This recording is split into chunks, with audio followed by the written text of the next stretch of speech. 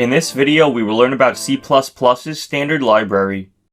The standard library is made up of two parts, which are the standard function library and the object-oriented class library, respectively.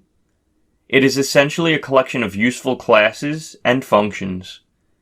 To learn more about the standard library and take a look at its contents, we can navigate to the following URL, docs.microsoft.com/en-us/cpp/standard-library/overview.